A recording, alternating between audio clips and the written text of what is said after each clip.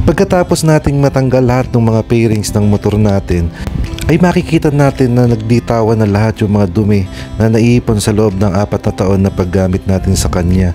May mga parte pa nga na kinalawang tulad nung dyan sa tangke at maging doon sa gilid na malapit sa chassis. At yan na nga ayusin natin guys for today's vlog. I-share ko sa inyo kung paano ginawa natin para malinis natin kahit papano yung loob ng motor natin at magawa natin ng solusyon yung mga parte na kinalawang. Una nating ginawa guys ay in-applyan natin ng rust converter. Mabibili natin to guys sa mga hardware, kahit anong brand naman pwede natin gamitin basta rust converter siya. At pagkatapos nating ibabad ng mga 5 to 10 minutes yung rust converter ay pwede na natin tong hugasan.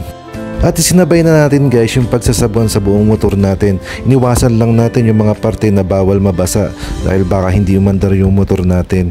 At pagkatapos nating sabunin ay hinilihan na natin yung mga parte na may mga kalawang para pag pininturahan natin mamaya ay kahit papano ay magpantay siya at matanggal na lahat yung mga kalawang.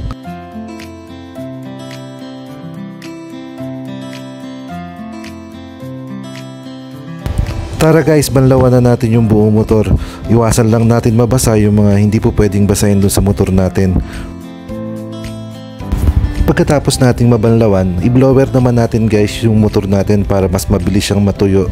Patuyuin nating mabuti yung mga parte ng motor na nilinis natin, lalo na yung may mga kuryente para sigurado tayo na walang magiging aberya pag in-start natin mamaya.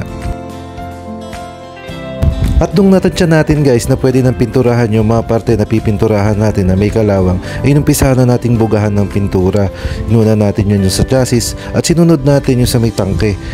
2 to 3 coats lang yung ginawa natin dyan guys para medyo makapal yung pintura na nailagay natin. Para kahit papano ay hindi agad bumalik yung kalawang. At ayan nga guys, natapos na natin yung mga dapat linisin at pinturahan dun sa motor natin. At sa tingin ko naman guys ay nasolusyon na natin yung mga problema sa kalawang, pati na rin yung mga parte na dapat linisin sa motor natin.